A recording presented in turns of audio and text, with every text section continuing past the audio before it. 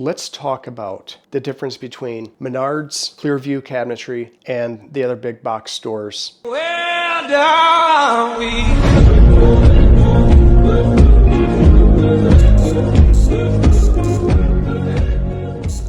Menards Klearvue is frameless cabinetry.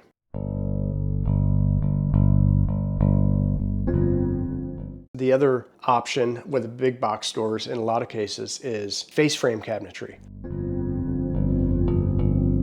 Which one is the best course? How do you make that decision? I'm gonna blow the lid off the secrets hidden behind face frame cabinetry. I'm not saying that I just arbitrarily don't like face frame cabinetry. There's a place for it, but there's also some hidden sins. There's, in manufacturing, they've come up with ways to kind of mask, disguise, cover their butts, and I'm not crazy about it. I'm a cabinet maker, I'm a cabinet installer, I understand cabinetry anatomy, I understand where it's possible to cut corners. Let's just highlight some of these hidden sins. Maybe this helps you understand, maybe this helps you make some decisions on which path to go and why. Okay, so face frame cabinetry. One of the things I don't like about face frame cabinetry is there's a lot of parts. So there's a lot of seams. This all has to be square and geometrically correct. There's a lot of areas. Inaccuracy comes into play. And now your cabinetry is not, maybe this cabinet's square and this cabinet isn't. I can tell you in this island,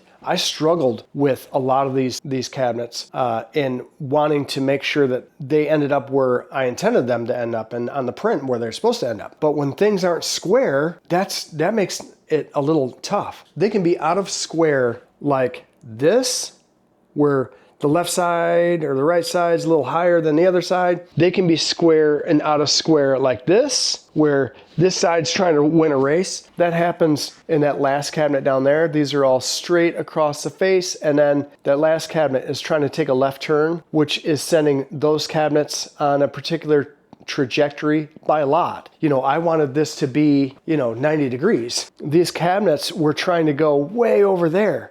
Oh my gosh. Luckily, there's only two of them. Had that cabinet line wanted to be a little bit further on, then this thing would be like off in the driveway or something. Bad news bears. I found that Klearvue cabinetry, everything is cut on a CNC very accurately. There's a lot less pieces, so there's a lot less things to go wrong. In face frame cabinetry, what they do to kind of combat that is they keep this little space here. So the face is always going to hit the other face. They have this space here that can plus or minus however much the cabinet is out of square. Also, another thing that they do is they keep this on a slip joint. So when the drawer closes, it can close nice and parallel, which of course this is not. Well, that has everything to do with lippage. So what they do to kind of combat that is they keep this on a little slide. Okay, well, with Menards, everything is just machined nice and flat.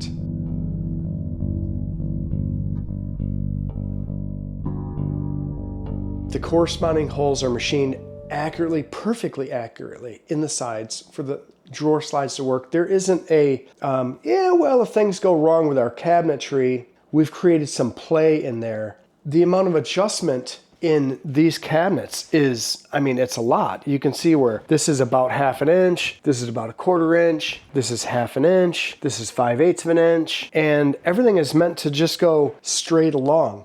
Well, keep that in mind, because when you want your cabinetry to be straight and geometrically correct, you're going to want to match this space. So I have a couple of 1/4 inch pieces of MDF, or some guys just put tapered shims in there to kind of make sure that this is running straight. Well, with frameless cabinetry that they offer at Klearvue from Menards, everything is machined out perfectly on a CNC, and they don't work in adjustability to combat these issues. Because the way it was constructed, they use a doweling system that's perfect. They don't just staple stuff and hot glue joints together where it's really weak. It's just constructed perfectly. So they don't put a lot of adjustability in the box itself. If you install it level and square, then it'll sit level and square. That's not with all face frame cabinetry though. I think that there's companies out there, Woodmode, Brookhaven, every time I've installed their face frame cabinetry, everything is perfect. It's machined out perfect, it's assembled perfect, it installs perfect, no problem.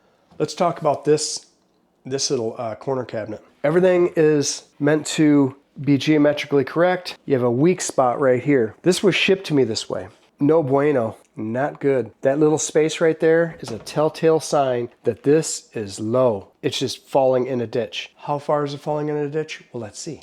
Let's take something straight and go corner to corner. That's a lot, man. I'm gonna try to fix that because when the stone goes on there, there's going to be a gallon of silicone there. And they're gonna say something like, why didn't the installer...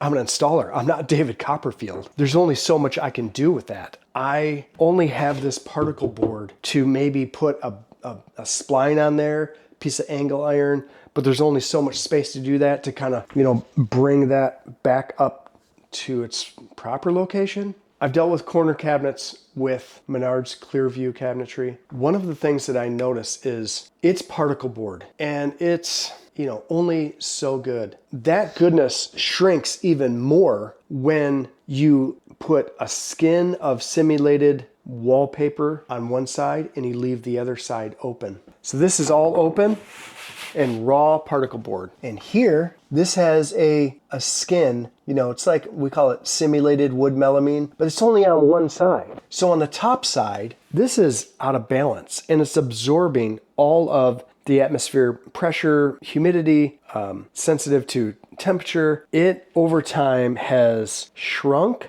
down, taking this top out of square by a lot. That's bad news. And there's not a lot I can do about that. With Klearvue Cabinetry, every piece of melamine are covered. It's balanced. It's only so sensitive. That's a big drawback. In this corner, you want that to be nice and flat. I do have good news. For the first time in decades, I found where the cabinet manufacturer, even the big box center, decided to think outside the box. It's always been a huge complaint to me that you have a 36-inch refrigerator with a 36-inch cabinet above it. There's not enough space, man. You go to pull that refrigerator out, is it going to come out like perfectly like no, it's going to be like because you got to fix something or hook up the water. There's always a bust. There's always like those large panels come apart. Or luckily they made that cabinet grow 1 inch, and which creates a larger space on both sides, which is totally acceptable. It's better than